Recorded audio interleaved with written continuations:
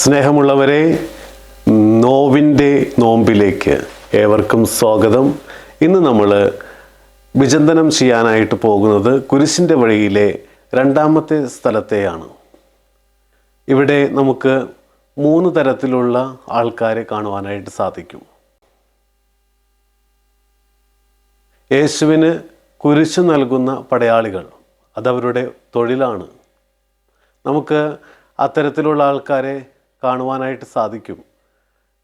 മറ്റുള്ളവർക്ക് കുരിശ് നൽകുന്നത് ഒരു തൊഴിലാക്കി മാറ്റിയ ആളുകൾ. രണ്ടാമതായിട്ട് കുരിശാണ് മറ്റുള്ളവർക്ക് കുരിശായിട്ട് മാറുന്ന ആളുകൾ. മൂന്നാമതായിട്ട് കുരിശ് സ്വീകരിക്കുന്നവരാണ്.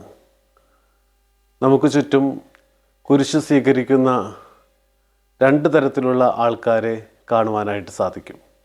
ഒന്ന്, യേശുവിനെ പോലെ കുരിശ് സ്വീകരിക്കുന്നവർ. രണ്ടാമതായിട്ട് കള്ളന്മാരെ പോലെ കുരിശ് സ്വീകരിക്കുന്നവർ. കുരിശ് സ്വീകരിക്കുന്നവരുടെ മനോഭാവമാണ് കുരിശ് നൽകിയവരെയും കുരിശിനെ പോലും മാറ്റുന്നത്. യേശുവിൻ്റെ മരണത്തിന് മുൻപ് കുരിശ് യഹൂദർക്ക് ശാപത്തിൻ്റെ ഒരു ചിഹ്നമായിരുന്നു. എന്നാൽ യേശുവിൻ്റെ മരണശേഷം കുരിശ് മഹത്വത്തിൻ്റെ ചിഹ്നമായിട്ട് മാറുന്നുണ്ട്. അതുപോലെ തന്നെ കുരിശ് നൽകിയ പടയാളികളുടെ തലവൻ കുരിശിൻ്റെ ചുവട്ടിൽ വെച്ച് മനപരിവർത്തനം വന്ന് വിളിച്ചു പറയുന്നുണ്ട്, ഇവൻ സത്യത്തിൽ നീതിമാനായിരുന്നു എന്ന്. നമ്മൾ കുരിശ് വഹിക്കുന്ന രീതിയാണ് മാറ്റങ്ങൾ കൊണ്ടുവരുന്നത്. കള്ളന്മാർ കുരിശ് വഹിച്ചത് റോമൻ സാമ്രാജ്യത്തെയും കുരിശ് നൽകിയ പടയാളികളെയും ചീത്ത വിളിച്ചുകൊണ്ടും മനസ്സിൽ ശപിച്ചുകൊണ്ടുമായിരുന്നു. അവർ ചെയ്ത കുറ്റത്തിൻ്റെ ശിക്ഷയായിരുന്നു കുരിശ്.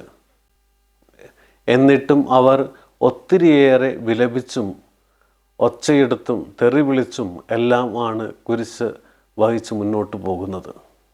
എന്നാൽ യേശു ആകട്ടെ ഒരു തെറ്റും ചെയ്യാതെ ലഭിച്ച കുരിശിനെ വളരെ നിശബ്ദനായിട്ട് വഹിച്ചുകൊണ്ട് പോകുന്നത് കുരിശിൻ്റെ വഴിയിലുടനീളം കാണുവാനായിട്ട് സാധിക്കും. 2 സ്ത്രീകൾ കിണറ്റിൻകരയിൽ വെള്ളം കോരുവാനായിട്ട് വന്നു. അവരിൽ ഒരുവൾ തൻ്റെ കുഞ്ഞുങ്ങൾക്ക് ഭക്ഷണം പാകം ചെയ്യുന്നതിന് വെള്ളം കോരുവാനായിട്ട് വന്നതായിരുന്നു. മറ്റവളാകട്ടെ അമ്മായിയമ്മ നിർബന്ധിച്ചതുകൊണ്ട് വെള്ളം കോരുവാനായിട്ട് കിണറ്റിൻകരയിലെത്തിയവളും. മനസ്സ് നിറയെ ദേഷ്യമായിരുന്നു അവൾക്ക്. 2 പേരും വെള്ളം കോരി തിരിച്ചു പോകുമ്പോൾ കുഞ്ഞുങ്ങൾക്ക് ഭക്ഷണം പാകം ചെയ്യുവാനുള്ള വെള്ളം ലഭിച്ചല്ലോ എന്ന സന്തോഷത്തോടുകൂടെ ഒരുവൾ വീട്ടിലേക്ക് നടന്നു. അപ്പോൾ അവളുടെ തലയിലെ ഭാരം പോലും അവൾ അറിഞ്ഞില്ല. എന്നാൽ അമ്മായിയമ്മയോടുള്ള ദേഷ്യവും വെറുപ്പും മനസ്സിൽ പേറി വീട്ടിലേക്ക് നടന്നവൾക്കാകട്ടെ മനസ്സിലും ഭാരം, തലയിലും ഭാരം. കുരിശിനെ സന്തോഷത്തോടെ സ്വീകരിക്കുമ്പോൾ അത് കനം കുറഞ്ഞതായിട്ട് നമുക്ക് അനുഭവപ്പെടും. എന്നാൽ ദേഷ്യത്തോടെയും വെറുപ്പോടും കൂടെ പ്രയാസങ്ങളെയും ബുദ്ധിമുട്ടുകളെയും നമ്മൾ ജീവിതത്തിൽ സ്വീകരിക്കുമ്പോൾ അതിന് ഇരട്ടിയായിരിക്കും ഭാരം.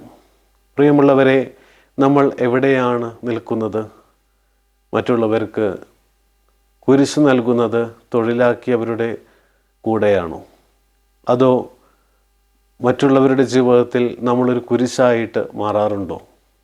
അതുമല്ലെങ്കിൽ കള്ളന്മാരെ പോലെ വളരെ ദേഷ്യത്തോടെ വളരെ വെറുപ്പോടുകൂടെ നമ്മുടെ ജീവിതത്തിലുണ്ടാകുന്ന പ്രയാസങ്ങളെ ഏറ്റെടുക്കുന്നവരാണോ? അതുമല്ലെങ്കിൽ യേശുവിനെ പോലെ നിശബ്ദരായിട്ട് ജീവിതത്തിലുണ്ടാവുന്ന എല്ലാ കുരിശുകളെയും ഏറ്റെടുക്കുന്നവരാണോ? ദൈവമേ, നിൻ്റെ പ്രിയപുത്രൻ കുരിശ് വഹിച്ചതുപോലെ നിശബ്ദമായിട്ട് ജീവിതത്തിലുണ്ടാകുന്ന കുരിശുകൾ സ്വീകരിക്കുവാനും മറ്റുള്ളവർക്കൊരിക്കലും കുരിശായി മാറാതിരിക്കുവാനും കുരിശ് നൽകുന്നവരായി മാറാതിരിക്കുവാനും ഞങ്ങളെ അനുഗ്രഹിക്കണമേ. നിൻ്റെ പ്രിയപുത്രൻ്റെ തിരുമുറിവുകൾ ഈ കുരിശിൻ്റെ വഴിയിൽ എൻ്റെ ഹൃദയത്തിൽ പതിപ്പിച്ചുറപ്പിക്കണമേ. ആമേൻ.